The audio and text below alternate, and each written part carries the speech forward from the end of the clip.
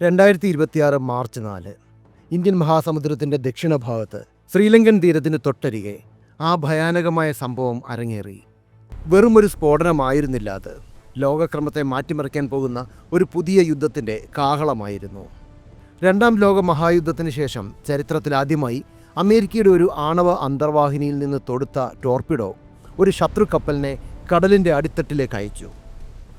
Iran നാവികസേനയുടെ അഭിമാനമായിരുന്ന 180-ലധികം നാവികരുള്ള IRIS ദീന എന്ന പടക്കപ്പൽ നിമിഷങ്ങൾക്കുള്ളിൽ തകർന്ന് തരിപ്പണമായി. 87 നാവികരുടെ ജീവനാണ് ആ ഇരുണ്ട ആഴങ്ങളിൽ പൊലിഞ്ഞത്. എന്നാൽ ഈ ആക്രമണം നടന്നത് പശ്ചിമേഷ്യയിലല്ല, മറിച്ച് ഇന്ത്യയുടെ സ്വന്തം തന്ത്രപ്രധാനമായ സമുദ്രമേഖലയിലാണ്. ഇത് വെറും ഒരു കപ്പൽ മുങ്ങലാണോ, അതോ ഇന്ത്യയുടെ വാതിൽക്കൽ വന്ന് അമേരിക്ക ലോകത്തിന് നൽകുന്ന ഒരു മുന്നറിയിപ്പോ? ഫെബ്രുവരി പകുതി ഇന്ത്യയുടെ വിശാഖപട്ടണത്ത് നടന്ന അന്താരാഷ്ട്ര ഫ്ലീറ്റ് റിവ്യൂവിലും മിലാൻ 2026 നാവിക അഭ്യാസത്തിലും പങ്കെടുക്കാൻ എത്തിയതായിരുന്നു ഈ ഇറാനിയൻ ഫ്രിഗേറ്റ്. ഇന്ത്യയുമായുള്ള ഊഷ്മളമായ നയതന്ത്ര ബന്ധത്തിൻ്റെ പ്രതീകമായാണ് ആ കപ്പൽ അവിടെ നങ്കൂരമിട്ടത്. പരിശീലനം കഴിഞ്ഞ് മടങ്ങുമ്പോൾ അന്താരാഷ്ട്ര സമുദ്രപാതയിൽ തങ്ങൾ സുരക്ഷിതരാണെന്ന് ആ നാവികർ വിശ്വസിച്ചിരിക്കണം. എന്നാൽ അവർക്കറിയില്ലായിരുന്നു ആഴക്കടലിലെ ഇരുളിൽ തങ്ങളെ ലക്ഷ്യമാക്കി അമേരിക്കയുടെ ഒരു ഫാസ്റ്റ് അറ്റാക്ക് സബ്മറൈൻ പതിയിരിപ്പുണ്ടെന്ന്. ഇസ്രയേലുമായി ചേർന്ന് അമേരിക്ക ഇറാനെതിരെ നടത്തുന്ന കടുത്ത സൈനിക നീക്കങ്ങളുടെ തുടർച്ചയായിരുന്നു അത്. അന്താരാഷ്ട്ര സമുദ്ര നിയമങ്ങളെയെല്ലാം വെല്ലുവിളിച്ചുകൊണ്ടുള്ള ഒരു നീക്കമായിരുന്നു ഇത്. സബ്മറൈനിൽ നിന്നുള്ള മാർക്ക് 48 ടോർപിഡോ ആക്രമണം എപ്പോഴും വളരെ കൃത്യതയുള്ളതും വിനാശകരവുമാണ്. അവ കപ്പലിൻ്റെ അടിഭാഗം പിളർന്ന് നിമിഷങ്ങൾക്കകം തന്നെ അതിനെ മുക്കിക്കളയുന്നു.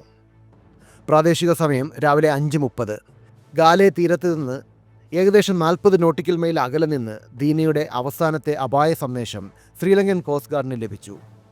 നാവികസേന അവിടെ എത്തുമ്പോഴേക്കും വലിയൊരു ദുരന്തം സംഭവിച്ചു കഴിഞ്ഞിരുന്നു. അവിടെ കപ്പലുണ്ടായിരുന്നില്ല.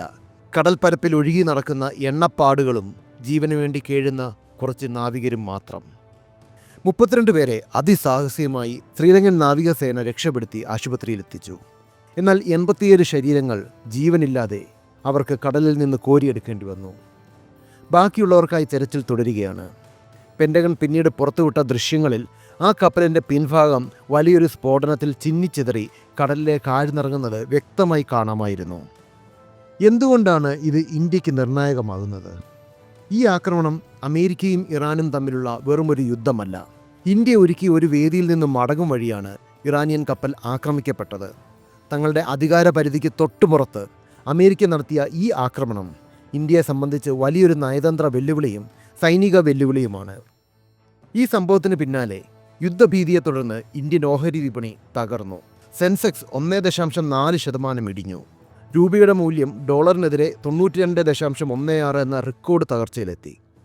ആഗോള വിപണിയിൽ ബ്രെന്റ് ക്രൂഡിൻ്റെ വില കുതിച്ചുയർന്നു. എണ്ണ വിതരണ ശൃംഖലകൾക്കും കപ്പൽ ഗതാഗതത്തിനും ഇത് വലിയൊരു ഭീഷണിയാണ് സൃഷ്ടിച്ചിരിക്കുന്നത്. ഇന്ത്യൻ മഹാസമുദ്രത്തിൽ അമേരിക്ക തങ്ങളുടെ ആധിപത്യം ഊട്ടിയുറപ്പിക്കുകയാണ്. പശ്ചിമേഷ്യയിലെ യുദ്ധം ഇപ്പോൾ ഇന്ത്യയുടെ പടിവാതിൽക്കൽ എത്തിയിരിക്കുന്നു.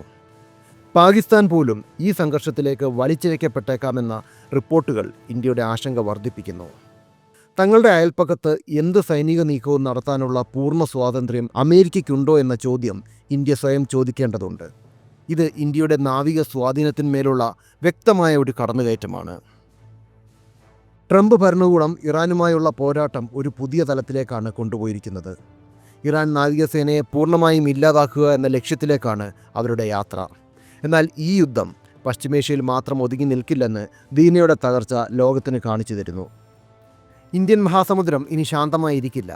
ഈ ആഴങ്ങളിൽ പതിയിരിക്കുന്നത് വരാനിരിക്കുന്ന ഒരു 3ാം ലോകമഹായുദ്ധത്തിൻ്റെ വിത്തുകളായിരിക്കാം. ലോകത്തെ വൻ ശക്തികൾ അധികാരത്തിന് വേണ്ടി പോരടിക്കുമ്പോൾ സമുദ്ര നിയമങ്ങളും സമാധാനവും വെറും കടലാസുകളിൽ ഒതുങ്ങുകയാണ്. ഇത് അവസാനമല്ല, ലോകക്രമം തിരുത്തി എഴുതപ്പെടുന്ന ഒരു പുതിയ നാവിക യുദ്ധത്തിൻ്റെ തുടക്കം മാത്രമാണ്. ഇന്ത്യ കരുതിയിരിക്കണം, കൂടുതൽ കരുത്തോടെ. ജയ് ഹിന്ദ്. ലോകരാഷ്ട്രീയവും പ്രതിരോധ തന്ത്രങ്ങളും ബിസിനസ് മാറ്റങ്ങളും എന്നിങ്ങനെ നമ്മുടെ ലോകത്തെ രൂപപ്പെടുത്തുന്ന നിർണായക ഘടകങ്ങളെക്കുറിച്ച് വിശകലനം ചെയ്യുന്ന വിശ്വസനീയമായ മലയാളം ചാനലാണ് ചാണക്യ. നിങ്ങൾക്കും നിങ്ങളുടെ ബ്രാൻഡിനും ഞങ്ങളോടൊപ്പം ചേർന്ന് പരസ്യം നൽകാൻ ആഗ്രഹമുണ്ടെങ്കിൽ ദയവായി ബന്ധപ്പെടുക.